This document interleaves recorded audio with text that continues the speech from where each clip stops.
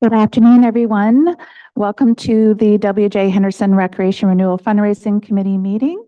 My name is Angelique Cardinal, and I am the Deputy Clerk here at Loyalist Township. Our first item on the agenda is the call to order. I will call the meeting to order at 1:03 p.m. Our next item on the agenda is introductions, and I will ask Rebecca Murphy, our Chief Administrative Officer, to do the introductions, and thank you. Thank you, Angelique, and welcome to those online and in person today. Thank you very much for coming, for putting your name forward for this committee. We're very excited for this project, the W.J. Henderson Renewal, and the new pool and all of the things that will come out of the new facility. There's already some pictures, and you'll see that we'll have a presentation in a moment about the construction and starting, and there's some pictures there to actually see the lobby opened up already. That's pretty exciting. And we really just want to start the excitement and start the ball rolling. So I'll start with the introductions, but we'll go around the table. There are quite a number of staff here today. Of course, it's our first meeting. Staff are here to support the committee. We're not actually members of the committee, but we're here to support you in your decisions and discussions going forward. And so we have a long agenda, but we will certainly start with a presentation about the project, and the clerk will go through. There'll be some procedural matters as well. So this is kind of getting all the administrative stuff out of the way. My name is Rebecca Murphy. I'm the CIO for Loyalist Township. I'm new here just over a year now, and very excited to be supporting us as we go forward. Good afternoon. I'm Shelley Stettall. I'm the Director of Finance and Treasurer. So I'm also fairly new here and looking forward to working with the committee.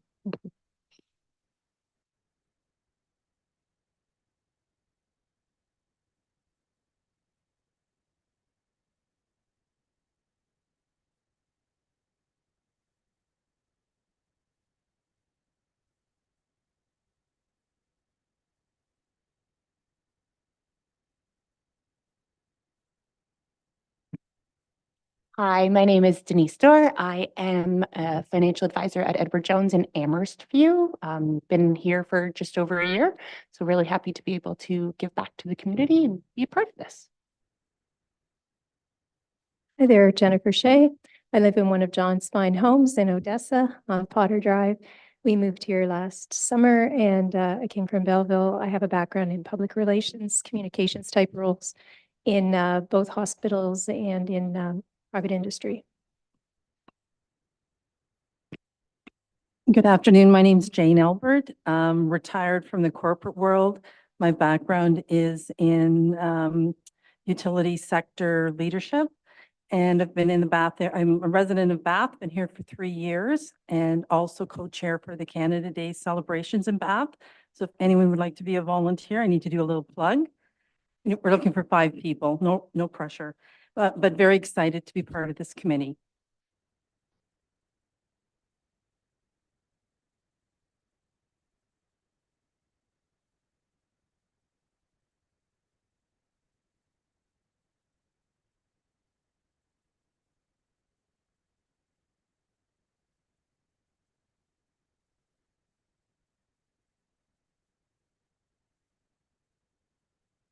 I'm Lorna Willis, and I'm the counselor representing Ward 1, which is Amherst Island, and very excited about the challenge ahead of us. I'm Paul Broderick. I'm the counselor for Ward 3, one of 3 counselors. I'm old enough to remember the library fundraiser, so I'm really looking forward to this experience.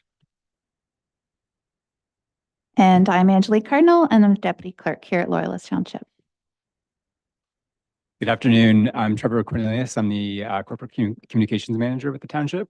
And yeah, I'm looking forward to this project. I used to work in recreation, so had a lot of experience working with pool and programming arena.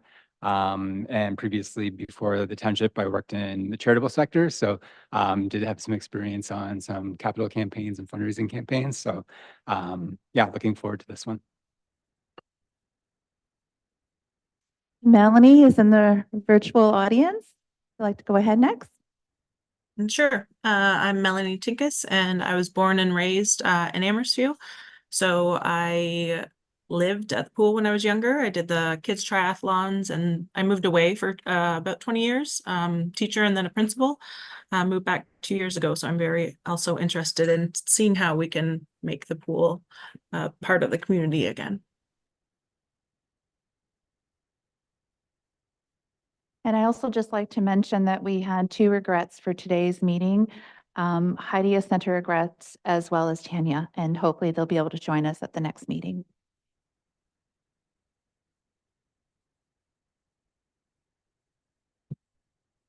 Our next item on the agenda is, of course, confirmation of the agenda.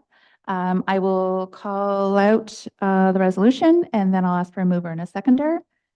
That the agenda of the May 7, 2024 meeting of W.J. Henderson Recreation Center Renewal Fundraising Committee be adopted as circulated. May I have a mover? Councillor Product and Jennifer. Thank you.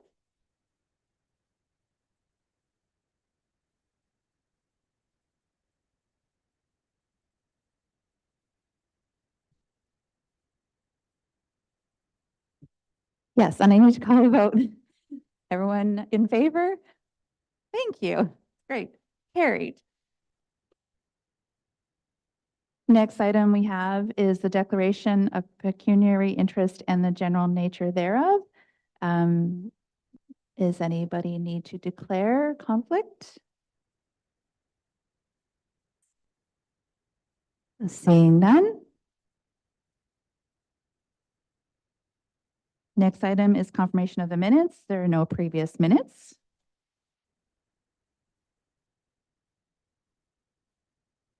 And that takes us to our first item under presentations. Presentation by Rebecca Murphy and Trevor Cornelius regarding the W.J. Henderson Recreation Renewal Project background, budget, and timelines. And we will get the presentation up on the screen in one moment.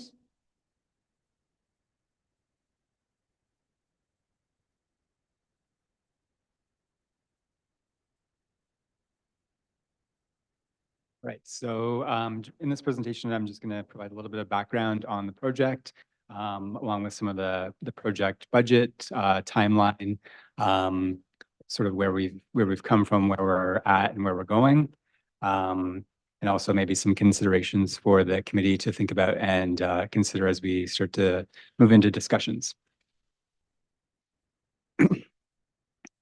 So the facility officially opened in September of 1975. So the center construction began in December 1974 on land that was owned by Justice W.J. Henderson. At the time, this was an ambitious project for council. They had the vision to see the anticipated growth in the community and also the need for recreational amenities to support the needs of the community and resident quality of life as the community evolved. So that was almost 50 years ago at this point in time. So the site was comprised of 6.2 acres, and it was after the Justice W.J. Henderson that the center was named. While naming rights will be considered for individual sections of the facility, just for your information, council has expressed the intent to maintain the name of the W.J. Henderson Recreation Center for the facility at large. I think this was something that was expressed as well throughout any sort of public communication or consultations that we've had over the past couple of years, is how important the legacy of W.J. Henderson was to the community and how important it was to maintain that name on the facility. And council supported that notion last year when naming rights were discussed. Just in terms of the facility, as I mentioned, it is almost 50 years old now. So there's a significantly aging portion of the infrastructure there that's been a challenge for staff over the past several years. Staff have been contending with ongoing repairs throughout, I'd say probably like the last decade. And this led to frequent disruptions of service, frustration for community members when programs could no longer be fulfilled because of repairs that needed to be made. So it kind of came to a boiling point in April 2022 when the pool was forced to close due to significant infrastructure repairs. So that was April 22, and the facility's been closed, or the pool has been closed ever since that time. When the facility was constructed as well, over 50 years ago, accessibility wasn't much of a consideration at the time. So a key component to this renewal will be accessibility upgrades that are incorporated throughout the facility. So this includes the addition of a lift, accessible change rooms, barrier-free viewing areas as well throughout the facility. And these improvements will represent an inclusive experience for all community members. So that way we can make sure that everyone feels like they're accommodated and welcomed at the facility. In recent years, as you've probably all noticed, some of you have you mentioned through your introductions, you've been here for quite some time. Some of you are new residents, so you've probably seen how the population is growing, and it's estimated that the population through growth studies will increase to upwards of 26,000 by the year 2046. So this projected growth combined with aging infrastructure has prompted the need to renovate the facility. Additionally, there's an opportunity for energy conservation and greenhouse gas reduction initiatives through this project, which supports the municipality's climate action plan. So that's sort of a broad timeline, but a little bit more detailed. So the facility, as we mentioned, opened in the 70s. In April 22 was when the first pool closure happened. In December 2022, the government of Canada invested $16.5 million through the Green and Inclusive Buildings Program. And this supported a retrofit of the current facility. So there are some specific requirements in terms of the fund itself, and part of that would be restraints on the actual expansion of the facility. So I know that was one thing that came up during public consultations. So we are constrained by the amount that the facility can be expanded by. Sorry, I'm just jumping back here. Yeah, so since the funding was for retrofit, the program is constrained by a maximum increase in square footage to the existing facility. And the fund specifically supports green accessible retrofits. So that is a significant part of the renovation effort will be to ensure that, as mentioned previously, that we will be ensuring that there's accessibility infrastructure upgrades incorporated throughout the facility, but then also green initiatives to support the energy efficiency of the facility as well. So next, in January 2023, we conducted public consultations, both in person and online, to solicit community preferences for facility attributes. And those were incorporated into recommendations that went back to council. In May 2023, Chandos was selected as the contractor as part of the integrated project delivery team. So the IPD team is a construction project delivery method where key parties are involved in the design, fabrication, construction on the project. So basically a coordinated effort between all construction parties and the owner of the property throughout the entire process. The benefits to this is that allows for ongoing communication and collaboration throughout the project. And it can also decrease waste, increase efficiency, timeline accuracy, and project budgeting as well. So in September 2023, September of last year, the township published an expression of interest for naming rights for the facility. We'll cover that in a little bit more detail as we move into the project budget background, but just wanted to note that on the timeline.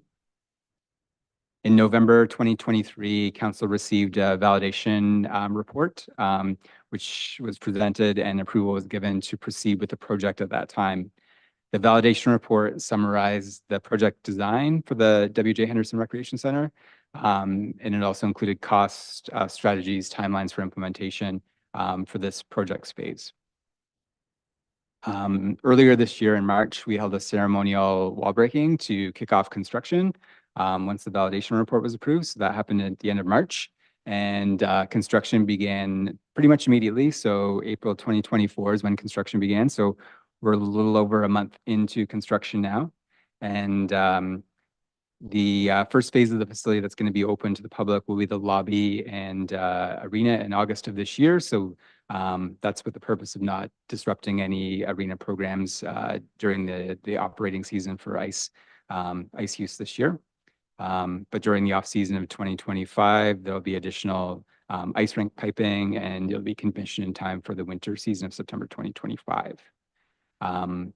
May 2025 is when the existing pool and change rooms are projected to be completed, and then substantial completion of the project is projected for January 2026 and fully open for public use at that time. So I know we've talked a little bit about some of the work that's happening here at the facility, but this slide has a couple of renderings to give you an idea of what the new aquatics facility will look like. So there's going to be a construction of a new 8-lane 25-meter pool, as well as a separate warm water leisure pool. So improvements to aquatic viewing areas as well for patrons coming to watch lessons, meets, any of those types of activities. And then also installing new aquatic change rooms, which will include the creation of a family change room as well, which is something that we've been constrained by previously when the facility was built. We only had male and female change rooms, which again, were constantly subject to infrastructure failure. If anyone ever used the change rooms, I think they probably remember how hot they could get.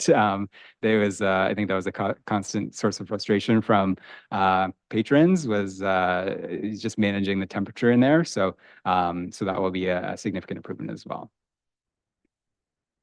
And then, as we've discussed throughout, we'll be undertaking accessibility upgrades throughout the existing facility, including the addition of a lift, which will provide access to both levels of the facility.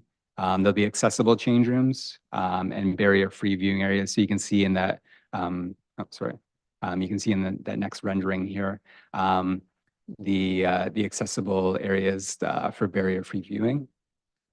We'll also be incorporating a new Indigenous legacy space in collaboration with the Gord Downey and Cheney Wenjack Fund. Incorporating energy conservation measures as well throughout the facility to align with our climate action plan and to reduce greenhouse gas emissions associated with operations. And then we'll also be designing the building to be net zero ready.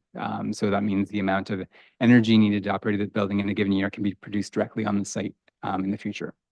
And then finally, the last one would be keeping the building operational during construction and minimizing facility and programming downtime. So again, going back to making sure that the arena will be ready for use again come August 2024, when the ice season is starting to ramp up again, and making sure that everyone can continue to enjoy those aspects of the facility throughout the construction process.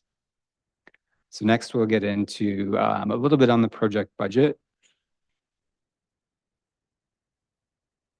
So, so this chart here just highlights some of the information that was presented in the validation report as far as capital costs go.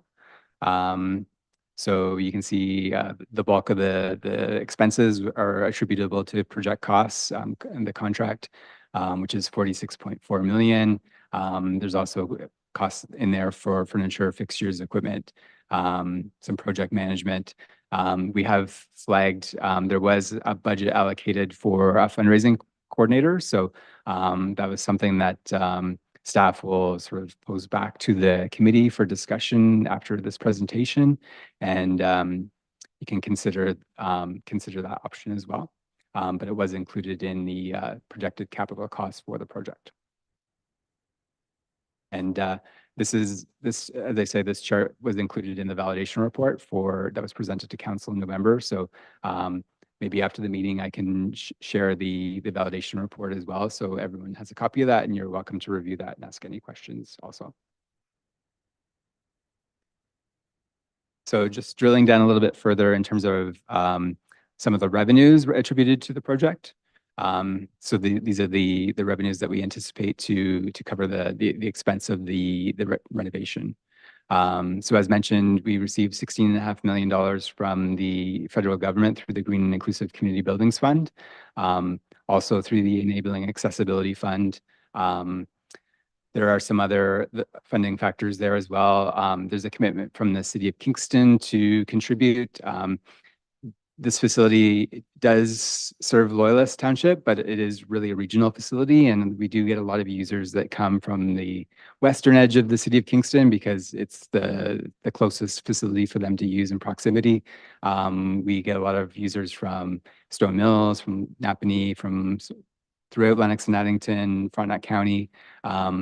So the City of Kingston recognized the lack of aquatic options for their residents as well, and they have made a commitment to partnering on this and providing some funding to support the project. So that's included there.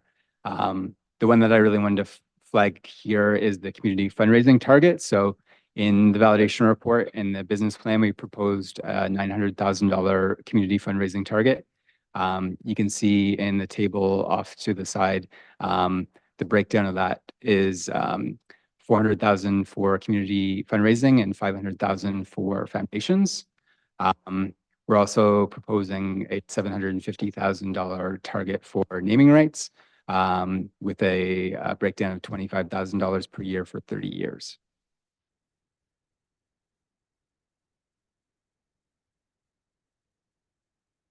And so the next slide just highlights the naming rights a little bit more. So as I mentioned earlier, we did post an expression of interest in September of 2023. At the time, we didn't set a value for name locations, and we kept it flexible and allowed for anyone that wanted to make a proposal to express interest and request a package. There were a few interested parties. We didn't receive any formal submissions. So I'm not sure if that was because there wasn't a specified amount, and maybe that was hard for them to determine what the value would be. But I wanted to share that for your information as we consider sponsorships and naming rights, that this was posted, and we do have a list of, I'd say, a handful of interested parties that had reached out with some level of interest. And then I just wanted to highlight on this slide some of the potential namespaces that we could be looking at when we're considering naming rights. Obviously, there's a wide variety of different, options as you consider naming rights, whether it's you're looking at your larger spaces or smaller individual spaces. But I think this sort of highlights some of the different rooms and spaces available within the facility that could be potentially used as a namespace if someone had an interest in providing naming rights for those spaces. So I'm sorry for the type that's a bit small, but you can see on the lower level, we have basically the change rooms for skating and hockey clubs, the arena, which would be one of the larger spaces within the facility. And then on the other side with the upper level, we have community rooms, which are new spaces. They'd be like a multi-purpose room where we could run programming. We have, the rink viewing areas. We have change rooms for the aquatics facility. We have an aquatics office, and we have an aquatics, basically like a wet classroom where they can, participants can participate in certification programs in a classroom setting right adjacent to the pool. There's the pool area, there's the pool viewing gallery. So there's a number of spaces throughout the facility that could be potential named spaces.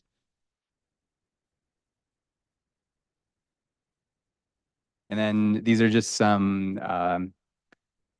renderings or examples from the Architecton project, which is MGMA. So they've just provided some examples of how namespaces could look for different spaces. So they're currently working on their signage design and for the entire facility. So these are just some sort of high level examples, but just to kind of give you an idea and get you an example of what those spaces could look like.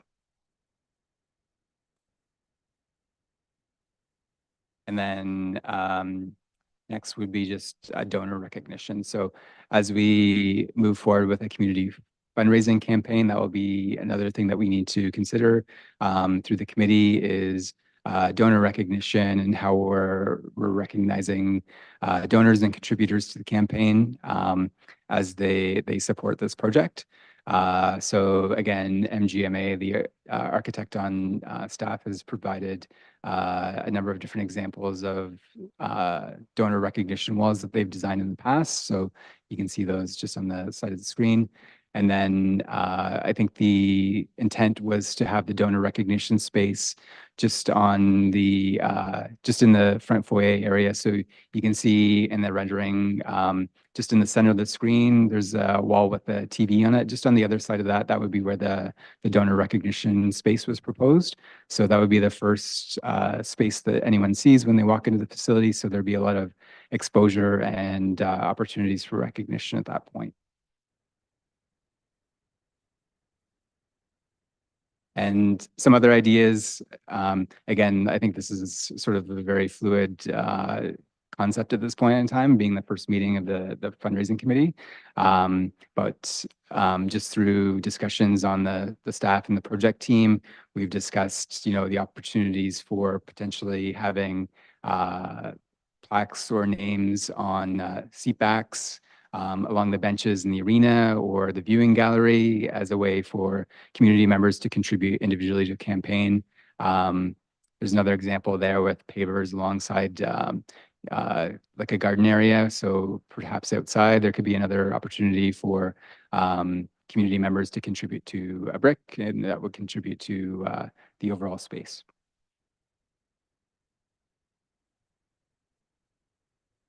That's like I say, that's a pretty high level overview of the project and the timeline. But we can just, I guess, move.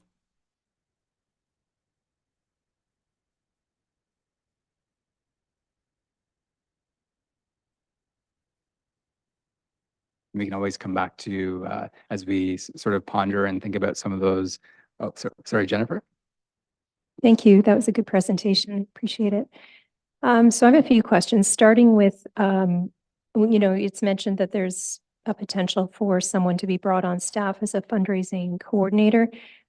Would there be also a budget associated with our initiatives for this committee?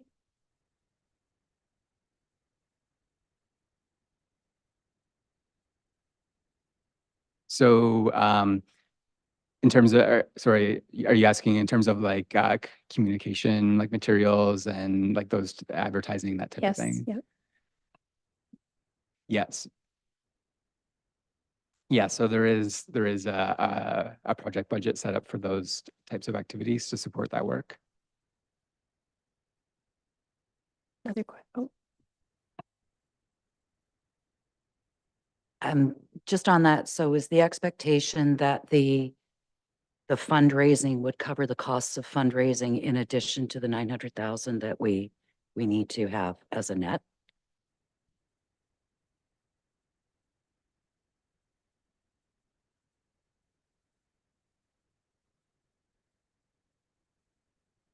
I think it's very, ideally, yes, I think at this point, so money's been allocated in the full project budget for the fundraising coordinator. I don't believe we got in that granular with costs and expenses for the committee. So if we want to, if the committee decides to host a gala, it would just essentially be the net benefit, and any costs that of programming or anything we decide to do would be netted out in the capital budget. That's why our treasurer is here as well. But I don't believe we've gotten that specific at this point. It was very fluid in terms of whatever the committee feels the road down which you want to travel, the various events or programs that you're working on. Certainly we would cover those costs, and it'll be probably a bit fluid between, staff time and those kinds of things are just in normal operating budget versus if you're planning bigger events and have some costs associated, that they would be netted out. We just, Trevor flagged that 70,000 was there as if the committee wants to. I've had a bit of experience, and some people here on the committee may as well, as it's hit and miss and maybe 50-50 whether those fundraising coordinators are worth their value. And if the committee decides not to go down that road, certainly that money could be allocated for other committee programs.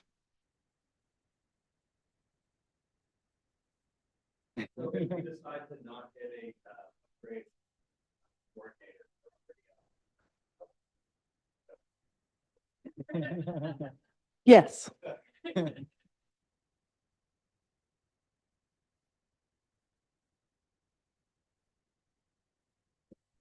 In the fundraising target of 900, so 500 was allocated for foundations. Can you just describe what that means?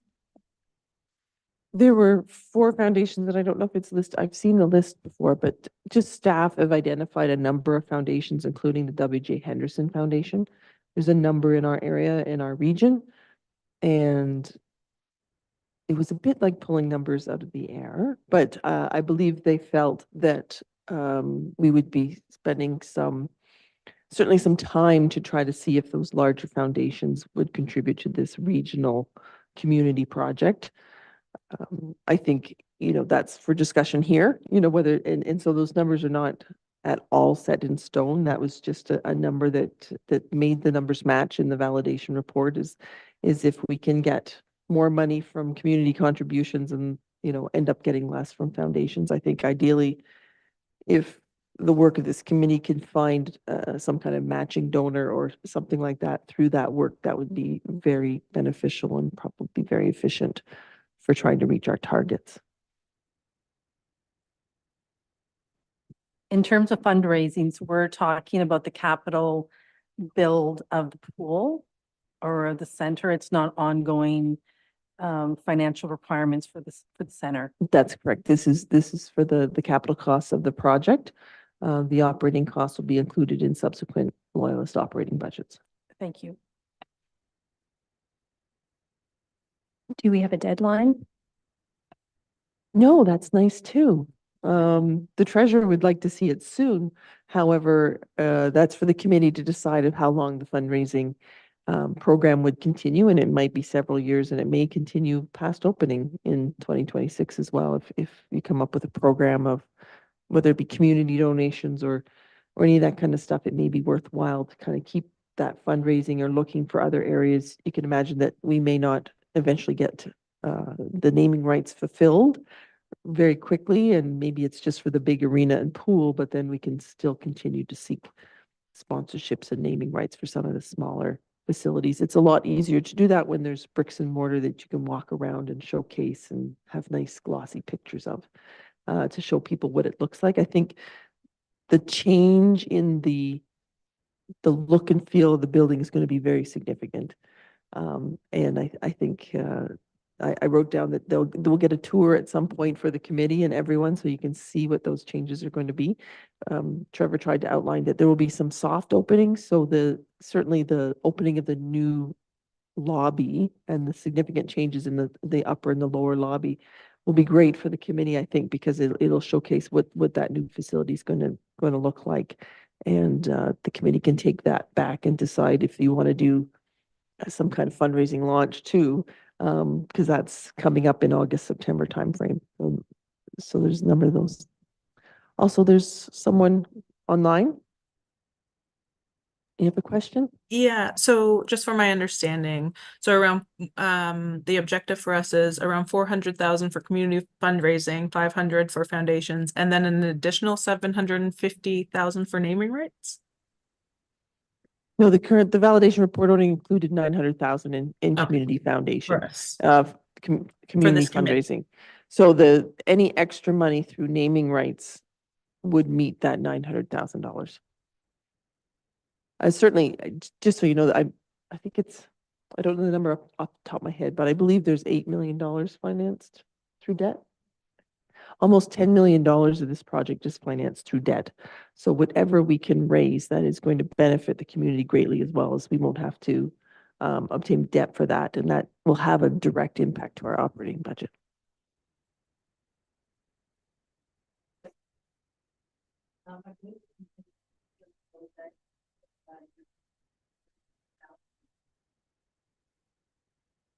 There's a number of ways. So I think that contingency for soft cost is not the total contingency on this project through the IPD project, so Integrated Project Delivery. They have a risk register, which is, in my head, the contingency. So it's everything that every project partner thought of could be a contingency. So soil conditions or delays of equipment or that kind of stuff. And I believe the risk register is about 3.3 million.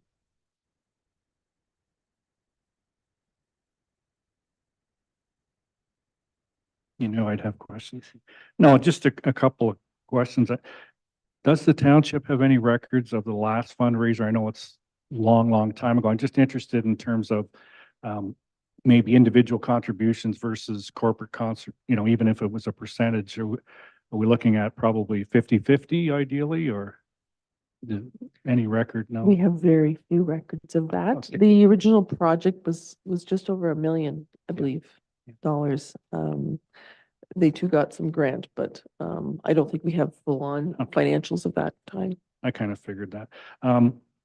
I guess one thing that, and again, I said earlier, I remember the original library project, and I still go through there and look, see the family name and all that. And I'm just hoping that, and I think Trevor alluded to it in a sense that, you know, we have our top level contributions, but there's still a place, whether it's seat license or even just, you know, for people who, you know, maybe can only give $100 or 25, just so there's some kind of recognition there. And I do like the seat thing, and I know in Napanee that's sort of a draw at times. And Yep. Oh, for sure. All levels, and that's for this committee to decide. There's lots of under item 10 for fundraising strategy. I think we will continue that. I believe the clerk's department wants to do a little bit of presentation on the formality and administration of this. We've jumped right in with both feet, and I'm glad to see the excitement and the interest in getting there. So we're going to do a little bit with the administration part. I think Okay. we, as you go that for, sorry, I've done that. We'll be asking for the appointment of a chair and a vice chair, someone to sort of handle procedures for this meeting as well. So think of that coming up and upcoming dates and whatnot. Today's date, there's a lot to think of. And I think if we can just kind of have brainstorming today through item 10 and 11, that will kind of set some direction. You may have some questions, and staff will have to go away and find you some more information and bring that back. I'm glad to see the interest here. So anyway, keep those thoughts. And but I think we should let the clerk's department kind of go through the procedural matters so that ideally the committee will be run by you as the committee members, and the chair will manage it going forward. I'll save my questions then.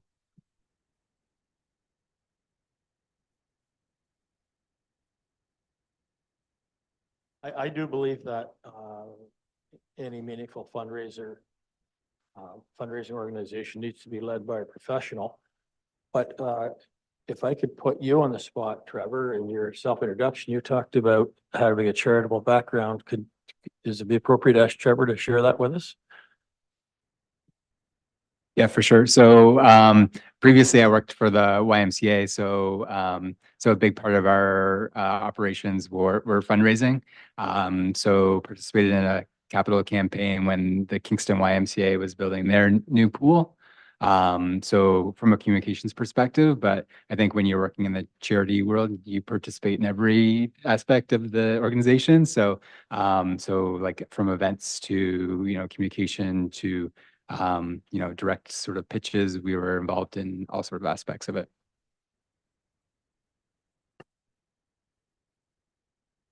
I promise one more question. So I noticed in the terms of reference, we refer to our initial is used a couple of times as our fundraising target of 900 initial target. Can I just ask what that means exactly? Again, there was no specific meaning to it. I think that was the target that staff literally, you know, pulled out of the air what we think we support based on some research we've done for other municipal projects of this size and what they've been able to attain. Market changing conditions, economy changing conditions, our region, that kind of thing. You know, if we're fortunate, you know, Kingston doesn't have a huge project ongoing or other municipalities in our area, someone else isn't trying to, build a pool. So we're fortunate in that sense. So when we said initial, I believe it's because that's what we thought we would try. If the committee sees great response to your, where you need to go with this, I think the sky's the limit. I don't think we're expecting to get $3 million from our community for this, but if somebody happens to tap into that kind of support, or we have an idea, oh, there's a great, tremendous community outreach, then that's great. So that's all it was, is initially we thought that was a reasonable conservative number to include in the validation report.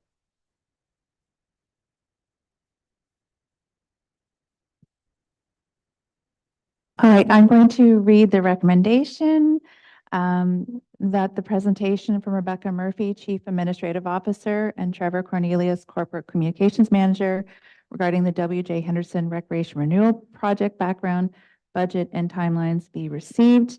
May I have a mover?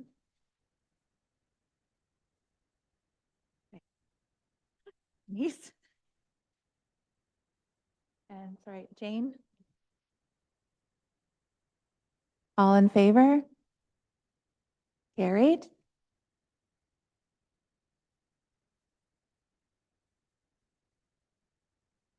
Okay, so I'm going to do a quick overview of our procedures and best practices. We'll just wait for it to be shared here. Now, this was included in your agenda package, so I'll just do an overview.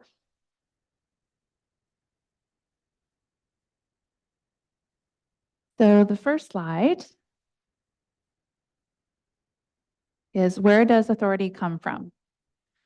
So it's based on the Constitution Act, federal and provincial powers, provincial legislation, mandatory and permissive municipal bylaws, which is mandatory and permissive. Provincial legislation. Council establishes such committees and boards and advisory. Currently, the township has. You'll see a list below there of the various boards and committees. W.J. Henderson Recreation Center Renewal Fundraising Committee, of course, is on our list. Under municipal bylaws, so the municipality enacts laws by passing bylaws. Bylaws may not contradict provincial legislation. And of course, here are some examples of provisions within various legislation that dictate our process. So as you'll see here, there's a list. For example, the Municipal Conflict of Interest Act applies to members, Municipal Code of Conduct for members. There must be a procedural bylaw for council and committees. Notice to the public of meetings. Meetings are open to the public to observe. Meetings minutes must be kept, and voting must be done in open session. So members of the committee are subject to the Municipal Conflict of Interest Act, concerned only with pecuniary, as you can tell, I cannot say that word very well, interest, financial or economic interest. So it's important that, for example, if you see that there would be any type of conflict, that you do declare. So you'll see a list here for direct or indirect, and important that you do disclose that if you are going to declare. We have forms here that we will fill out at the meeting. So what do you do when you have pecuniary interest? So there's a file written statement with the clerk. You disclose interest prior to consideration, so it's recorded in the minutes. You do not take part in discussion or vote. Before, during, or after, do not attempt to influence voting. If the meeting is closed, you leave the meeting. And do not attempt in any way to influence decision or recommendation of officer or employee of municipality. If absent from meeting, disclose conflict at first meeting when present. Take time to learn about the Municipal Conflict of Interest Act and how it affects you. If you have any questions about the process, reach out to the clerk or the integrity commissioner. The clerk's division will post all declarations on the township website for public access.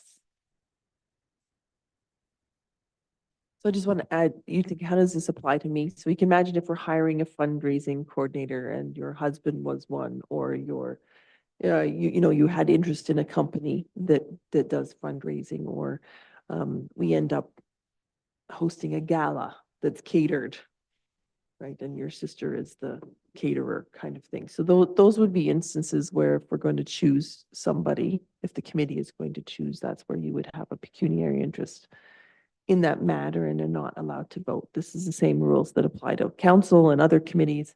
It's really just to keep things open and transparent.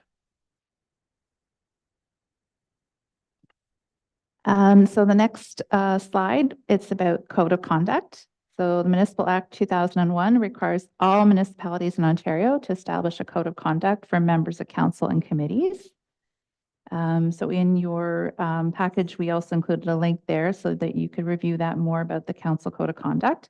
So it was established to provide standards for conduct of members of council and those appointed to local boards and committees in a fair, impartial, transparent, and processional manner. A code of conduct helps to ensure a standard of acceptable behavior is met and those elected or appointed are held accountable.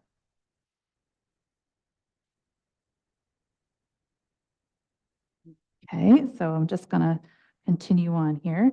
So we just want to suggest that we do definitely take time that you do review the code of conduct and how it would affect you. And if you have any questions of the process, of course, that you do reach out to Clerk's division or the Integrity Commissioner.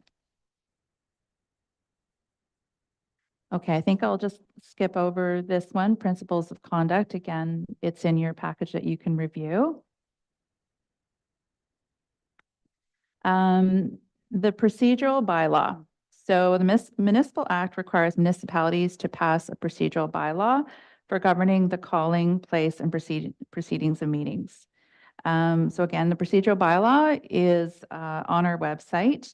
It's important that you do review that as well.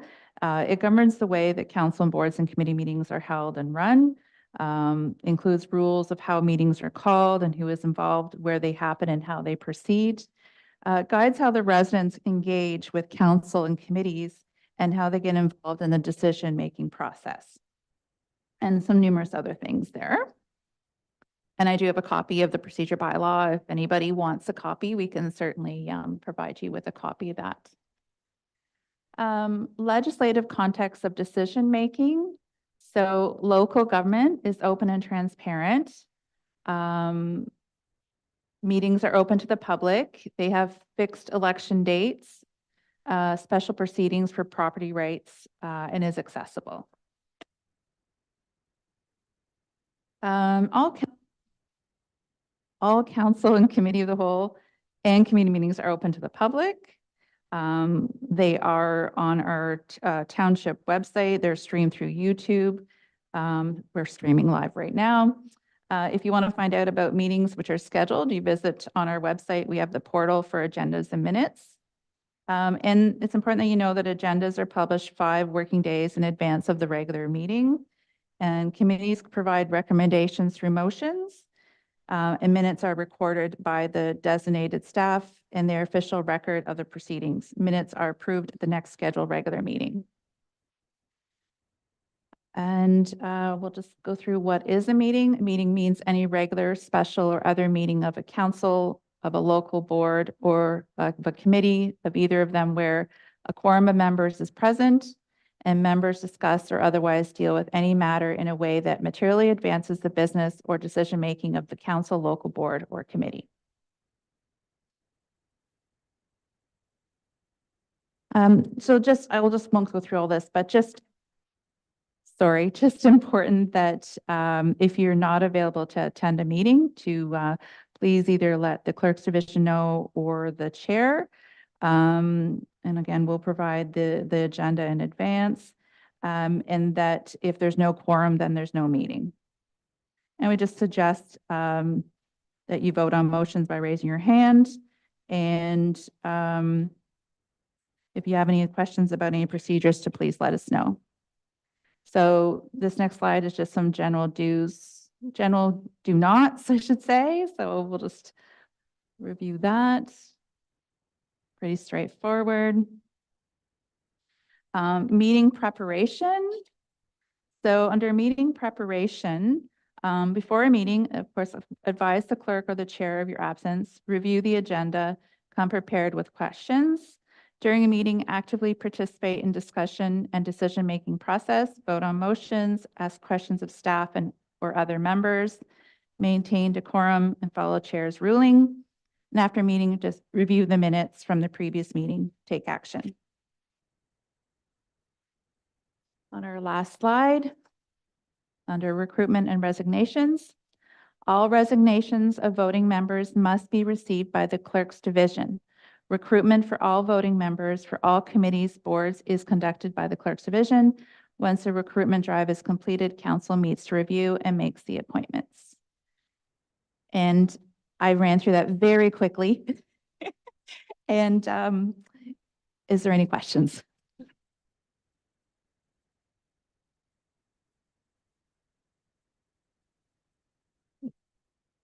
Yes, Jane.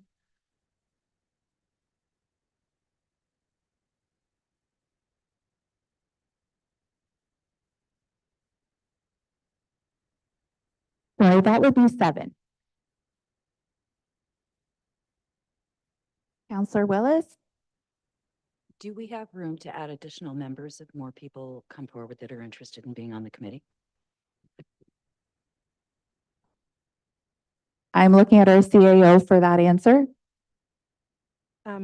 Through the deputy clerk. Right now, the terms of reference says there's room for 10 public members. Council appointed 8 public members, so there's 2 vacancies for public members. Yes, Counselor Broderick. Just a question. If we go with the fundraising coordinator, is that something that would be in a closed session? Like, how does that, I'm just wondering if there's ever a scenario where we're in closed session.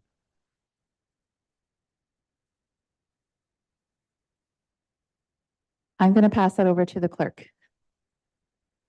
Through you, the deputy clerk. Closed session. So all committee meetings are open to the public. There's you may meet in closed to discuss personal matters about an identifiable person.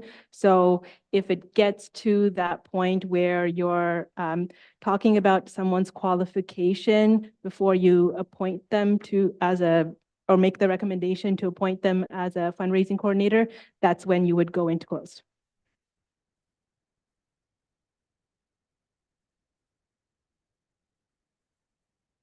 Yes, Counselor Broderick. Sorry, I need my glasses to see. Yes, Jennifer, please proceed.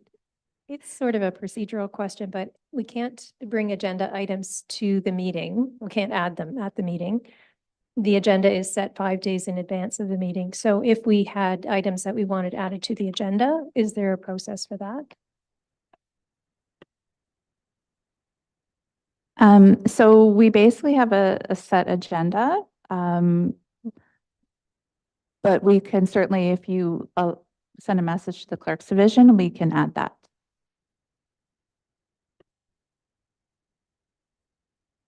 If I could just add to that. So the rule relating to not deviating from the agenda is set for transparency purposes. So it's expected what you're going to discuss. The members who are coming to the meeting know what you're going to discuss, and even the members of the public know what you're going to discuss. If you do need to add an item to the agenda on the day of the meeting, there are procedures in our procedure bylaw that will allow for that. And that's just an amendment to the agenda at the beginning of the meeting, which is permitted, but we don't usually like doing that because, say, for example, someone doesn't attend, but then you end up talking about a subject that they really want to talk about. They might miss out on the discussion. And then conversely, it gives everyone a chance to do some background research, especially staff members. So if you want to talk about something, but we're not aware that you want to talk about something, we might not have the chance to do the research and have a productive discussion. Thank you. That makes sense.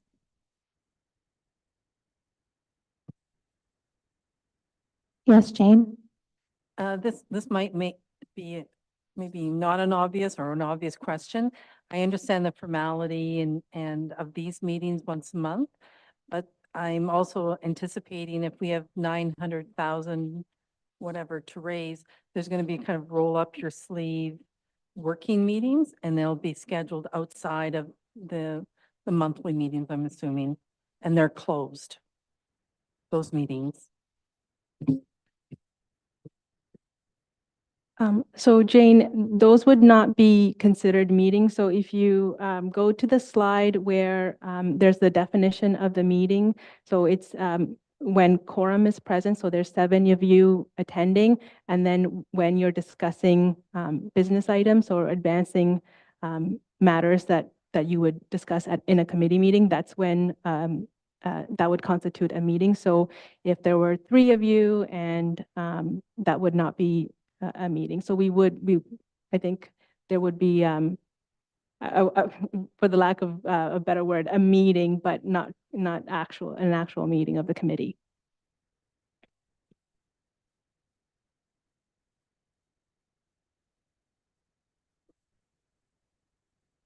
Any further questions? Seeing none, I'm going to read the recommendation.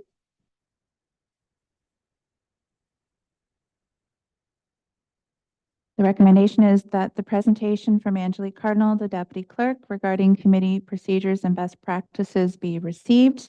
May I have a mover and a seconder?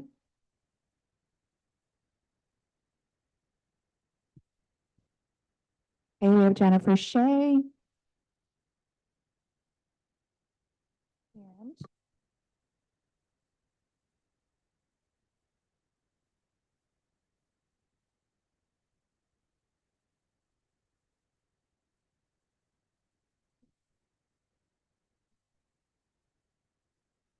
And Jacob Murray has second. All in favor? Great, carried.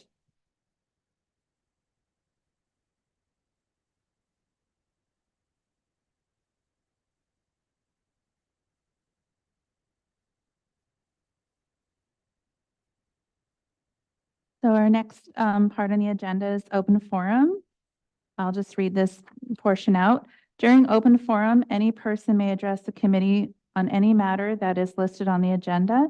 Anyone wishing to speak at a W.J. Henderson Recreation Center Renewal Fundraising Committee can register in advance with the Clerk's Division or can use the raise hand feature in Zoom when called upon the chair. Each person would have 3 minutes to address the committee. Notice is hereby provided that under the authority of the Municipal Act 2001 and in accordance with the Municipal Freedom Information and Protection of Privacy Act, that all information obtained is considered part of the public record. Do we have anyone in the virtual audience who would like to speak in open forum? Madam Deputy Clerk, I don't see anyone in the virtual audience looking to speak. Thank you. And there we do not have anyone in our council chambers. So we will move on to number 8. We do not have any delegations.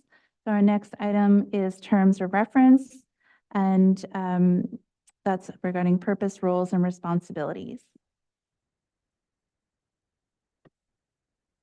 We do have extra copies here of the terms of reference if anybody would like to have one.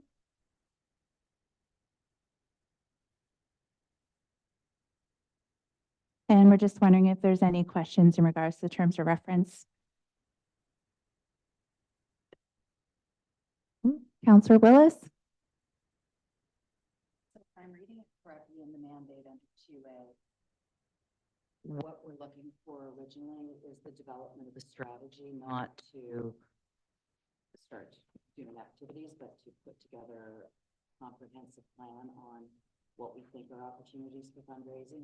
And then does that have to go to council for approval before we start doing anything? I'm just going to direct that question to our clerk.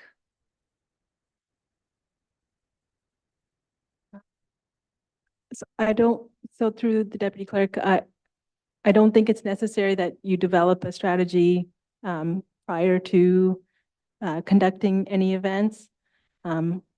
I think we should probably have a plan for when, or you should have a plan for the events that you would like to hold and the fundraising strategies that you would like to take on. Not necessarily that you have to get something approved by council before you take on some work. The committee doesn't, so when, so the committee doesn't have a budget or staff resources, so you would be asking council for those resources. So if you'd like staff to investigate something or review something or bring back something, then that's when I would ask that the committee make a recommendation to council to ask staff or to direct staff to do something. And the reason being is that we want to make sure that council is aware of the different tasks that are assigned to staff, and that we get the appropriate permissions from them to carry on such work.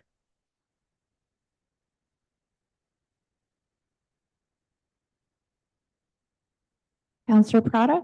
Just to clarify, so in 6B, a chair and vice chair will be elected by the members at the first meeting each year. And then 7C says members appointed to the committee will be appointed for the term of council. And I'm paraphrasing that. So the two councillors, do we need to, are we part of C that we are now on this, or do we will be looking at maybe in the new year, possibly two other members of council, although I didn't see a stampede to volunteer? Councillor Podrick, so the appointments to for council members is for the duration of the term of council.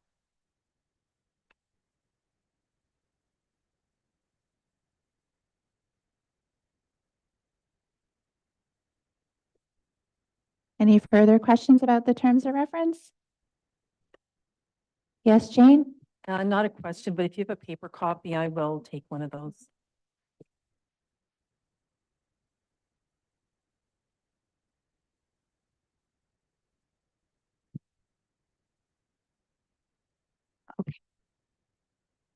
So the next item on our agenda, we'll move right along here, is fundraising strategy. And the first item is sponsorship.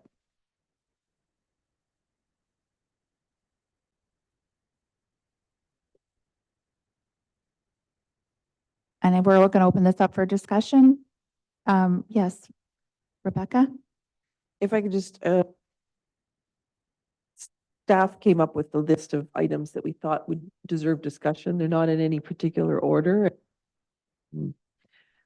We put under fundraising strategy is the big concept of what does the committee wish to do for fundraising. I think having, whether it's a staff member, those are some decisions for the committee to make.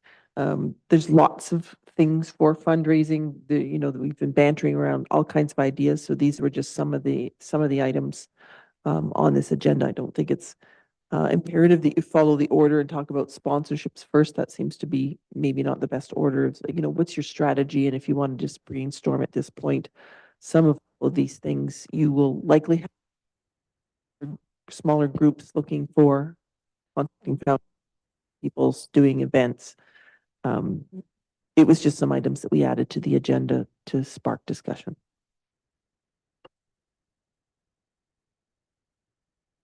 Yes, Councillor Willis. So I'm understanding that the conversation we're having now is a little less structured and formal and people coming with the ideas they have. One thing that I don't see on here that is often the cornerstone fundraising is lottery. So a dream home lottery, something like that tend to be quite successful. A municipality is not eligible for a lottery license. So if lottery is something you'd want to go down, it would likely have to be, we talked a little bit about community organization fundraising and whether the committee wanted to develop some kind of program to encourage community groups to fundraise. But if you had if you did that, then another thing that you could be asking for is if the community group wanted to fundraise, they at the organization would be able to use lottery proceeds. Okay. The rules of the Alcohol and Gaming Commission, there's some restrictions, and generally municipal capital facilities are not eligible for lottery proceeds. So we would have to probably do a bit more research about that, but it's not eligible. So a group like the Lions could do a dream home lottery and make us the beneficiary of it or not? Maybe not. We have to do a bit more research. We don't have the answer just yet. Did they make the naming rights for the pool? Not trying to get around the rules, but it's a big opportunity for us. Yes, if an organization wanted the Lions Club pool and they were going to do fundraising so that their contribution for naming rights, that would be considered sponsorship. The clerk and I have had some discussions about this. We just have to do a bit more research in it. In my past, we have had experiences where the Lions Club has donated one to the pool or to a field house at a new park, that kind of thing. But the municipality itself is not an eligible to obtain a lottery license, so it would certainly have to be a third party. And then there's generally an agreement for naming rights that charitable organization would have with the municipality. So we could do it, and if you want to go down that road, it's certainly something that staff can research. Yes, Councillor Broderick. Just for my, I guess for everybody's information. If donations are made, are they tax deductible, or does the township have the ability to make a receipt for that for tax purposes? Just to clarify, so the donations can be made and we can write income tax receipts. The selling of naming rights actually an advertisement expense, so it's treated as an expense. So we do not we'll issue a receipt, but not a donation receipt. Does that make sense? So if it's a naming right and you're actually purchasing particular facility, so that's an advertising expense for whoever makes that contribution. But the donation, if there's nothing behind it, then yes, we can issue tax receipts.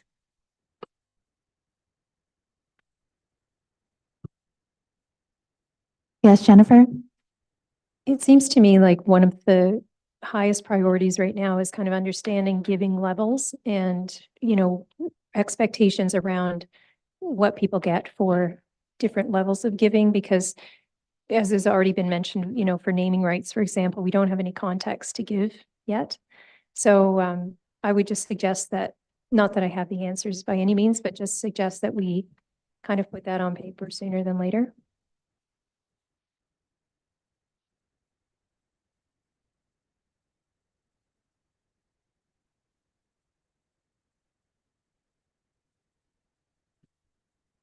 Yes, John. Circle back to my earlier comment where I made the comment that meaningful fundraising campaigns are led by a professional. When I look at this shopping list, it tells me exactly why we should hire a professional, because these are all pieces to a complex puzzle that have to be put in place in the right order, in the right time, with the right amount of thought. And I would be much more comfortable with us having a conversation about how we're going to lead our organization, whether we're going to have professional leadership or volunteer leadership, and then have that leadership come back to us with what they see as the master plan to do all this and how it all knits together. I think if we get into this as a committee, we're going to go down a rabbit hole of hours and hours of conversation without much action. I don't know about anybody else, but I found this meeting very painful to this point, but I understand it's necessary. And I'm sure future meetings won't be, the first hour won't give me a headache. But I've just come from the Homes for Heroes campaign, and worked very closely with that organization. In fact, we were the first donor, the first house, and worked closely with that organization on 5 other house donors, some personal, some corporate. I was, and it wasn't new to me, but it was refreshing because my first campaign was Healthcare 2000 back in the 90s. And I've been working with the Hospital Foundation on major gifts for the last 5 years. And I've stepped back from that to put my time into this. But I'm used to being led by a seasoned professional in the field. Listening to Trevor, I think that we've got the perfect backup for that administratively, and you know, if his job description allows. But I just want to reiterate that I'm looking for somebody to come to us, to me, and saying, okay, your goal is $900,000. This is how it fits together. Got a nagging feeling that we may be grossly under asking at 900,000, but I don't know. And so that's where I think we need, you know, as Rebecca said, that's pretty much a number out of the air, and you got to start somewhere. I worry. One of the cardinal rules of fundraising is don't under ask. And you know, I think of you know, some of the recent big corporations that have come to our township. This is, you know, some of the money we're talking about is pocket change. So I'm not comfortable in moving forward with a detailed discussion of any of this without some professional coming to us with a plan.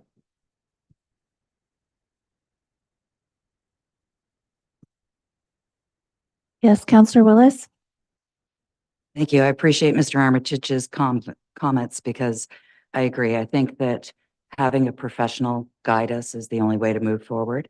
And I also agree that perhaps we want to set a more aspirational target. And I did have a conversation yesterday with someone who has a background in fundraising, and she said that our target might not be big enough to attract the level of professional that we want. And I know that there was someone involved with the Homes for Heroes campaign that was very professional and did an excellent job there. So there are people in our area that have this background.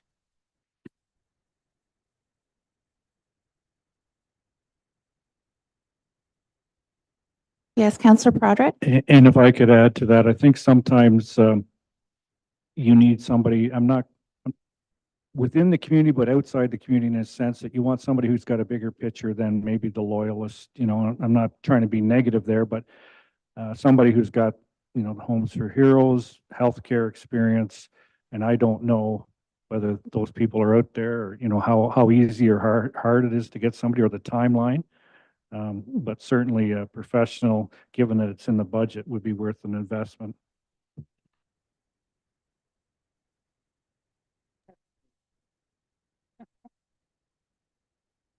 Yes, I can certainly speak to that. I agree with the sentiment that's been expressed currently. Just in talking with staff, there are dozens of options for trying to raise money. And I don't know that you want a shotgun approach to this. And I think having somebody target, you know, whether it be the level we're looking for, setting the granting rights, setting the rights amounts. Certainly someone who, there's a number of professionals where I came from, we had hired an enterprise that did all of that naming piece and sort of did some of the work. And just in that point is Trevor has a full plate of work he's doing for the municipality. This is a new project and new, and I think I'm seeing lots of head nods. So clearly having somebody to give direction to the committee who you can then make some decisions about going forward and making some of those inquiries. It doesn't mean, you know, if someone comes with your plan, then you can pick the part of the plan that you really want to get your teeth into and work that way. So if the committee is looking for that, then we're probably looking for a motion that staff be directed to investigate the hiring of a professional, or that's one of your recommendations, that the committee recommends proceeding with hiring a fundraising expert to assist in this endeavor. If I could follow that up, I would move on such a motion, and I'm just wondering out loud right now, since it's informal, is that something staff would do, or would we have a subcommittee with staff? And I'm thinking more of timelines I here. think for timelines, we would we would proceed if that's the recommendation and your minutes get approved through council, then staff could, we have budget already for it, that staff would Okay. go through and likely create whether it be a job description or a scope of work that the committee wants to authorize, and we can, you know, post and advertise and go through things, do research on whether or not we can find anyone. But I think in the interest of time, you're looking for us to proceed to kind of get to that point, get you the information you need then to make a decision. And I think perhaps approving a scope of work for that, you know, if we can get approval of that, then then we come back and say, hey, we have these applicants, and the committee can decide who they wish to proceed with. Councillor Broderick, would you like to move that recommendation? I'd like Motion? to make Sorry, motion. I would like to make a motion that the WJ Henderson Recreational Renewal Fundraising Committee direct staff to look into hiring a professional fundraiser for this committee.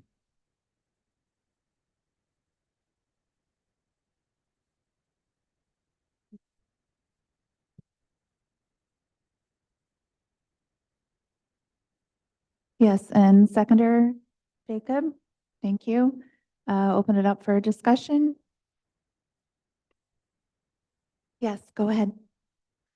I'm definitely not opposed of hiring a fundraiser person.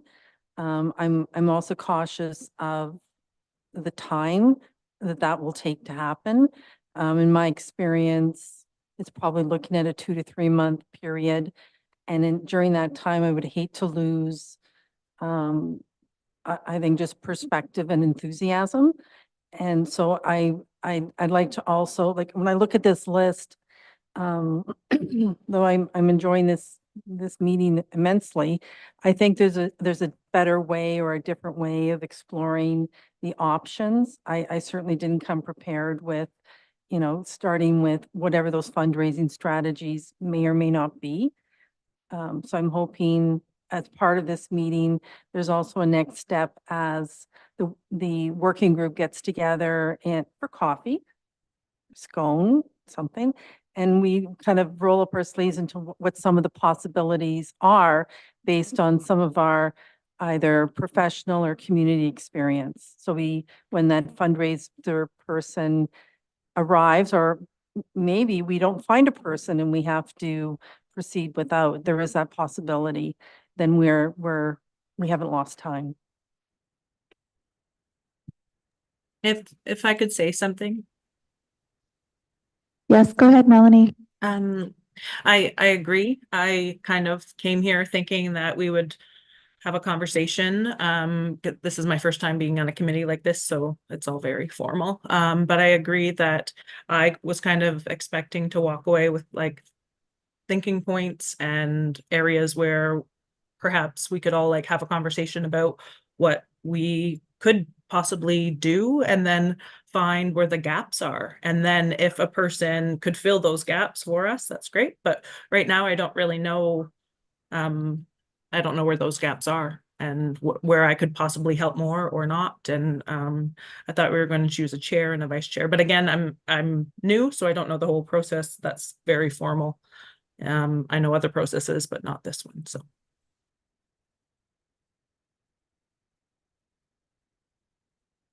John, did you want to go ahead? Just a comment on time and, you know, the role we can play. Believe me, a few months of careful planning will save time in the long run.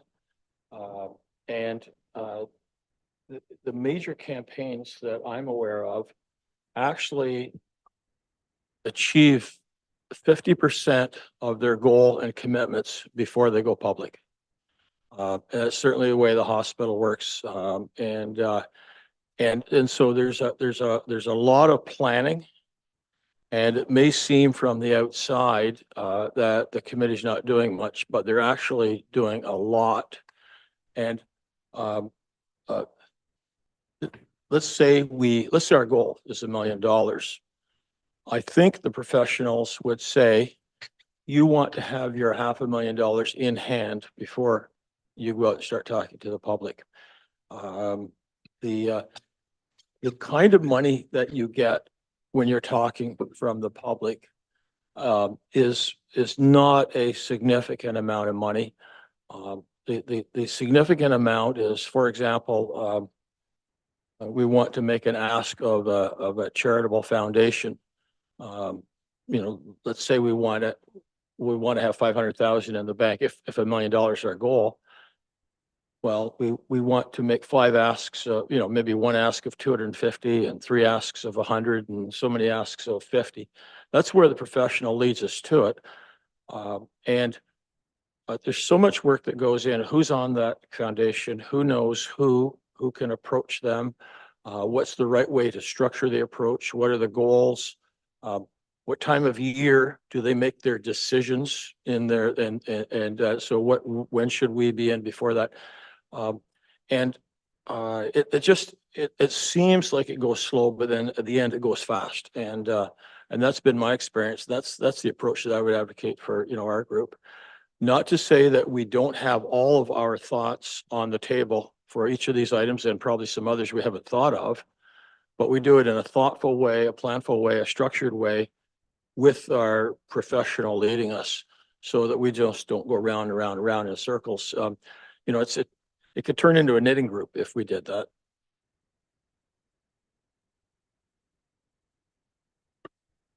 Yes, go ahead, Councillor Prodder.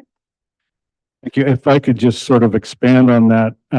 If you look around the room, we all have our networks, whether it's industry, education, finance, real estate, industry again, that like I've got all kinds of ideas. Well, not all kinds, but I got a lot of ideas here. But I do think if we spent 2 to 3 months, depending on the timeline of hiring somebody, that when that person comes in, then that's where then our things come in. And I know I can appreciate what John's saying, because I've been a counselor now for just over a year, and I often are at I guess the bonus end. And I'll give an example of Fairfield Goodsett House, where you do a lot of background work to get a grant, and all of a sudden that shows up, and you can go with industry that's come in here, and I think the bonus of having maybe $500,000 in the bank, to use John's sort of timeline there, is that then when you do your initial kickoff, people see there's a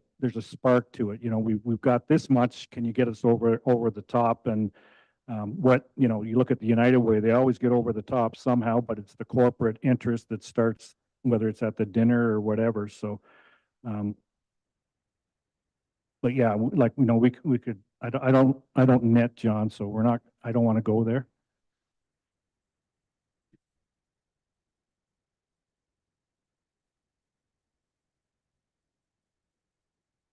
Yes, Councillor Willis.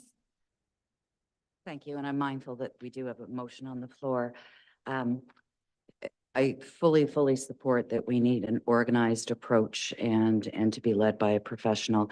I do hear what you're saying about not wanting to lose momentum, and that can be part of the agenda for the next meeting, is to think about these things so that when that professional comes, that may very likely not be a person who's local. And that's why we're here. We are the local voice. So to have some ideas about things that we can take advantage of, like Bath Canada Day and things like that. I don't think there's anything wrong with having some thought put together so that when that professional is hired, they can be given whatever we've thought of and start from there.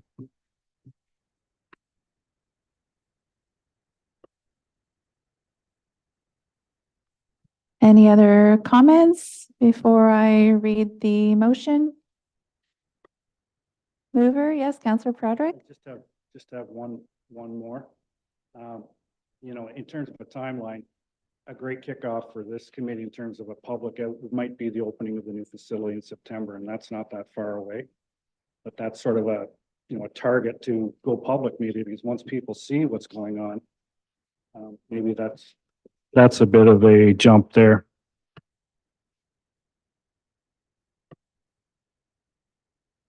Okay, so we have a motion drafted here. I'm just going to read it over. That the committee recommend council direct staff to investigate hiring of a professional fundraiser. Mover, seconder. Okay, great. Jane, all in favor? Motion is carried. Thank you. So next item we had was communication strategy, but with after the previous discussion we had, do we want to speak to communication strategy at this time?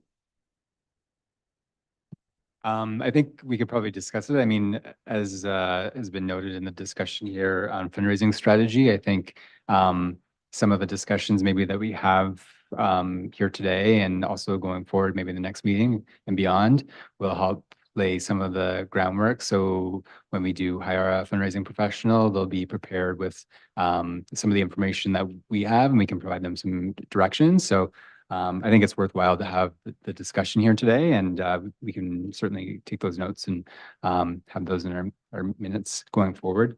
Some of the things that we included under communications strategy were considerations for reporting. So reporting, success and reporting our goals back to the community, because that helps form our public communication.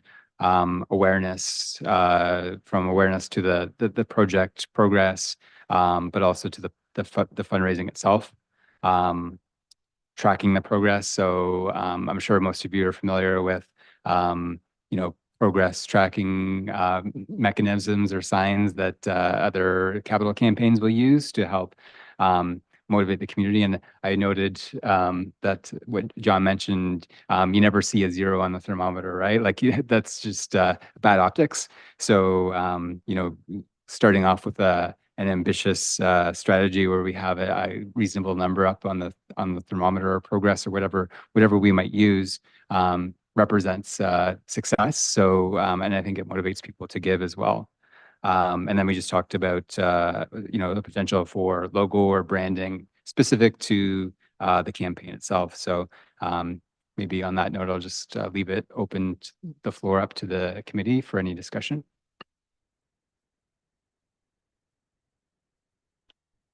Does it work? Oh, it does work. Just a comment. I like seeing the pictures, and I know that just to make committee members aware that Trevor's post, I think this is your second post this week or this cycle, I guess. And I find that informative, and it gives me a bit of a boost, and I'm sure continue with that for sure.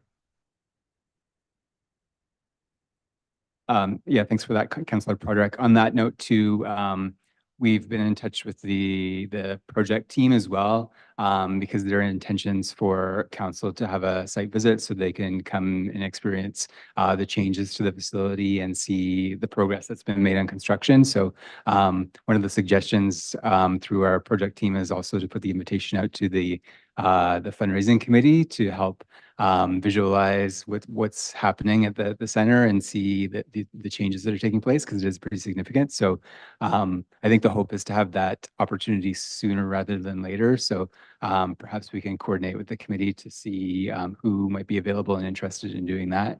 And I think that would probably be in the next couple of weeks.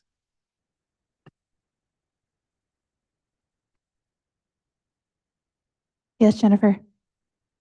I also noticed the postings that have been done so far, and it's really exciting to see the inside, what's happening, right? Not just the outside.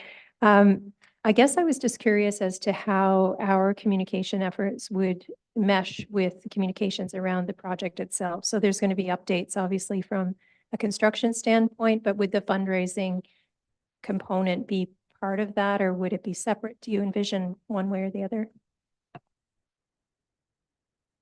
Yeah, so thanks for that question, Jennifer. I think, we'll probably maybe figure that out through committee discussions, but in my mind, I see the two going hand in hand quite often, just because, I think the changes to the facility and people visualizing, the outcomes from the construction and how they're going to be using the facility, or perhaps how they use the facility when they were younger, right? I think those messages might be important to community members and might help motivate them to support the campaign.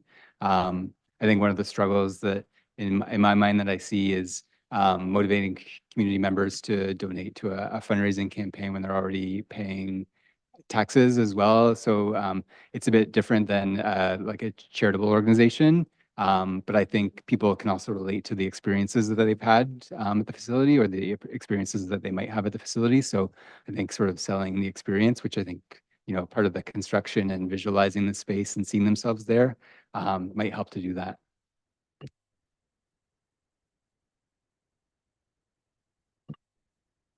Any further questions or discussion under that subject?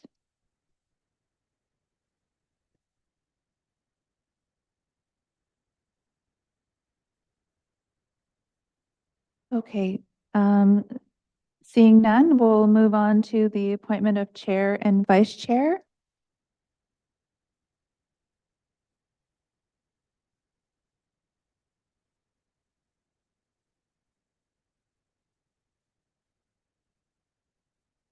Okay, I'm just going to explain the process before we get started. So members may nominate a member for chair, and a member can nominate themselves. Upon a member being nominated, I'll ask the nominee if they wish to stand or decline. And each nominee will be permitted to speak to the nomination, and then we'll close nominations. And if only one nomination received, then the nominee will be appointed by acclamation. Okay. So our first item is the appointment of the chair. Could I have nominations for chair?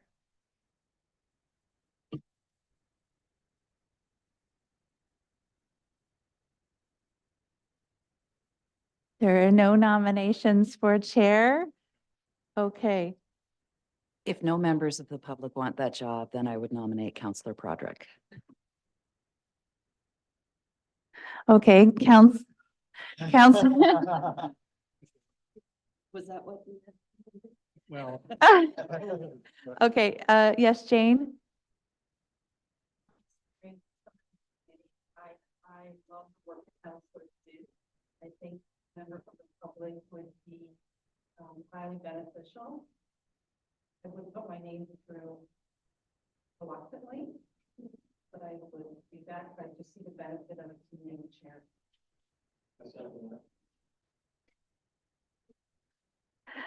Okay, so first of all, I'm going to, okay, so Jane Albert, do you accept a nomination? I'm expecting chair. that somebody else here would love to do it too. Little competition. Anybody? Any other nominations? What does it entail? Okay, so what does it entail? Let me just, that would be in the terms of reference, right?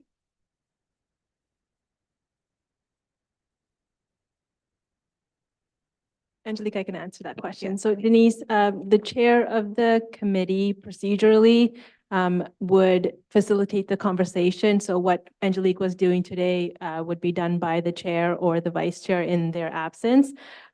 The chair is also involved in the preparation of the meeting agenda. So if you have some items that you like to talk about, you can send it to the chair, who will relay that message to the clerk's office, and then they will help build the agenda with the CAO's office and the other staff resources. The chair also is, I think Rebecca's sort of strained herself out to speak on the public aspect of the appointment as well. Formally, the chair is really just the conductor of the meeting. So someone to, you know, make sure everyone gets to speak and go through the motions and that kind of thing. I think with this committee, the difference is, I think perhaps people are thinking of chair of a fundraising campaign. And I think that they might be two separate people. That I agree, you know, public facing, if you're going into the public and looking to this raising, I think you're looking for, like United Way campaign, they have, right, a chair of the campaign versus somebody the chair of the committee. It's up to this committee whether you want that chair to also be the public facing chair of the campaign as well as just the chair of the committee. And it's totally. you don't have to decide, well, you have to kind of talk it through probably a little bit in terms of who you're appointing, and if the intent is for them to be the public facing chair of the campaign for the public and how it goes out there, that's okay for this committee to say that's what you're expecting of this chair. Versus if you just wanted someone to chair the meeting and keep the proceedings of the meeting going, the committee can always suggest. We've talked at the staff level of having an honorary chair of this campaign. Understanding that we have sort of a significant swimmer who lives in our area, you know, whether there's some significant sports or other local celebrities who may be a good honorary chair of the campaign. So I'm just throwing that out there for the committee to speak about whether or not your chair appointment, if you want them just to be procedural chair, if you actually want them to be the public face, it may change who you wish to be in that position. Yes, John. Just addressing Denise's question, what I would look for of a chair would be, of course, the administrative side. But I would look for somebody that most morning wakes up thinking about this campaign and says, what's one thing we can do today to move the yardsticks forward? I would look to this person to be the regular communicator with our fundraising professional, because that person will want to run ideas by the chair while we're structuring the campaign. And then once we have our campaign in place, the chair, along with selected influencers, would be part of presenting to, pick one of our industries. The chair would go, and then you'd say, who in our community can influence that? Because my experience in giving is that the biggest part of giving isn't the cause, it's who's asking. And so I think it's something that could be embraced. It could be an opportunity for a lot of personal growth, making lots of contacts in the community. I think it could be very rewarding. Councillor Willis talked about the Homes for Heroes, and Mark Hutchins, the chair of the Homes for Heroes campaign, for example, I think would be a good sounding board, a good mentor to say, what does a good chair do? Because he chaired Hill 70, which is a battle that the Canadians fought in France, and then he now chaired this, and now he's sought after to chair other things. But he, that's an example. The base commander has chaired United Way. I mean, so there's other chairs in the community that you can bounce ideas off of. I would say you need to have the time and the passion to be the public face of the organization. But something tangible for the next forever. There'll be a plaque on the wall, and it'll say this committee, and your name's right at the top, and that's something your kids and your family will be very proud of. I mean, you can go into the existing arena when Cecil Kidd was the Reeve, and it's his council that led, I've looked at it a number of times since I got involved in minor hockey, and I look at the names of the councillors there. Ian Wilson's up there. It's something to be very proud of, very tangible as well. It's not the reason to do it, but I would encourage people that have expressed an interest to become co-chairs or a chair and deputy chair. And that the advantage of co-chairs is that, of course, you don't need to go to everything. The disadvantage is you got to spend a lot of time talking to each other. Whereas if there's a chair and a deputy chair, there's a little bit of delegation involved. But for those that have time, I think it could be something very rewarding, very exciting.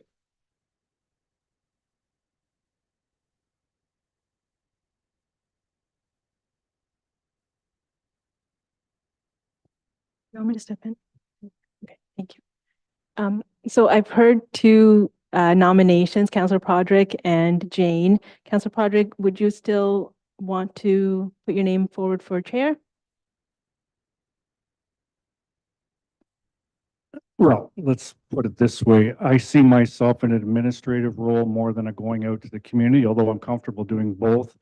And if it's the will of the committee, I can withdraw my name. I'm not going to lose any sleep over it, but I'm open to any kind of suggestions. And Jane, you still want to put your name forward? I'll put my name forward. Okay.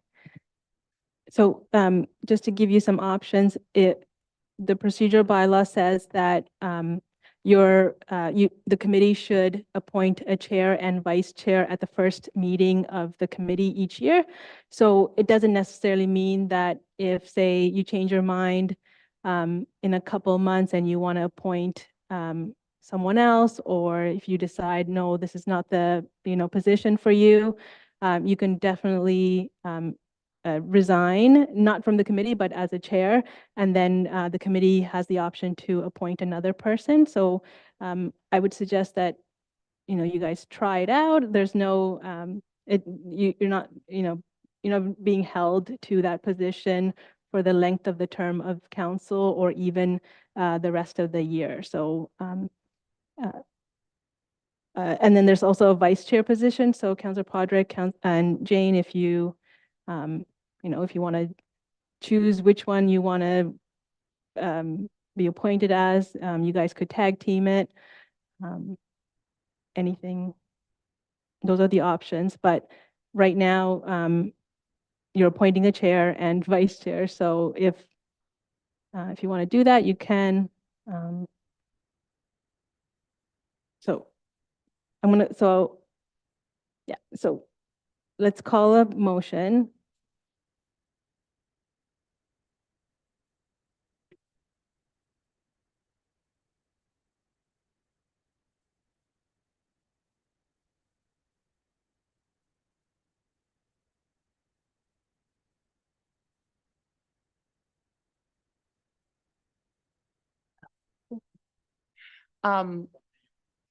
I know, right? I would be interested in maybe a co-chair. I do have a very busy schedule, but I do have a lot of passion for this and want to be involved in this. So I would co-chair. Okay, so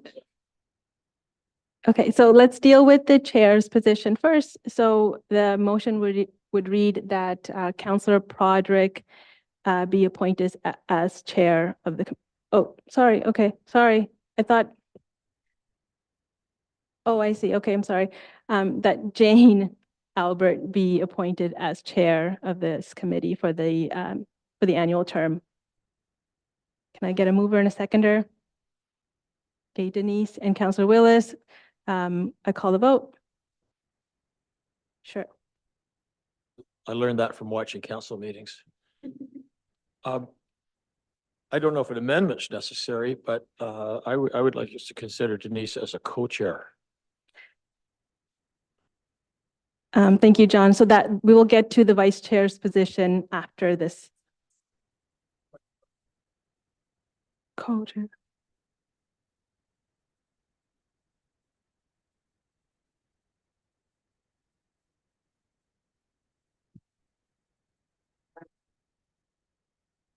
Yes, go ahead. I'm a little, I think I'm confused. Because I think we're confusing campaign with running meetings, right? So I think your intention with the agenda today was just to choose the person who's running the meetings. And then if we decide that what we're looking for is a campaign chair, I think that's two different things. So I would put forward that maybe we just choose a chair and vice chair to run the meetings and talk about that campaign chair, because that. Yes, Councillor Willis, that would be great. Yes, Jane. I totally understand the semantics of the running the meetings. I know for Bath Canada Day, I co-chair with Lindsay T as terms of we share responsibilities. So it's kind of like a chair, vice chair, all wrapped up in one.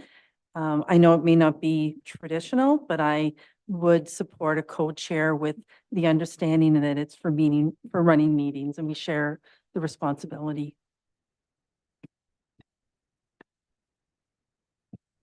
Okay, Thank you. So there is a motion on the floor and I'm going to call a vote. All those in favor? That Jane Albert be appointed as chair of the committee.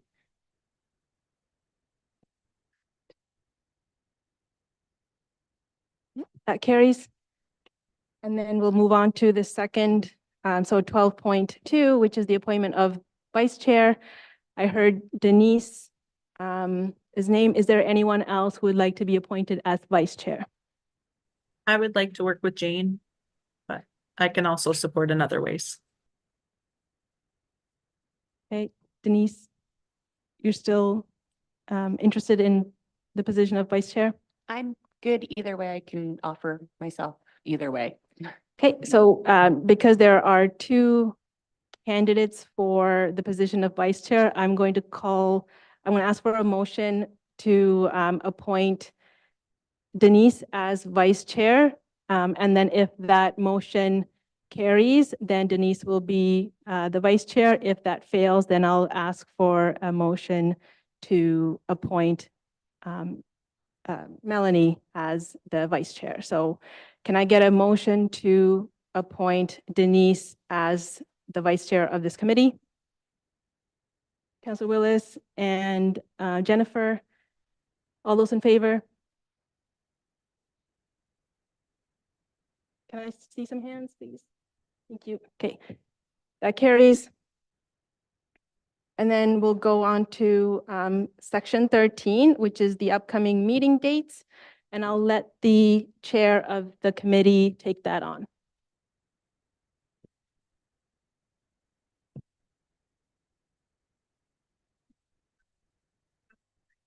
So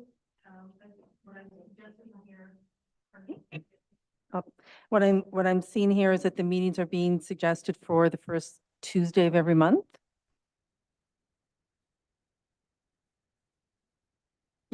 yes, that's right, Madam Chair. So the suggested meeting dates are the first Tuesday of each month, but this is left to the committee to discuss so that we have some standardized meeting dates going forward. Thank you, Councillor Willis. Thank you, Madam Chair. I just had a question for the group because many are still actively working. Is daytime meeting the right time for you? Or should it be evenings or even early morning before we start our workday?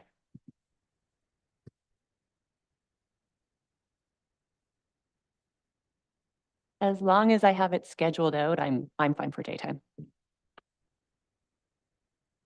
Yeah, same for me. I can't do early morning, but any other time is okay for me. So if we continued with the Tuesdays, the first Tuesday of every month at 1 o'clock for both a virtual or in person, does that suit everyone?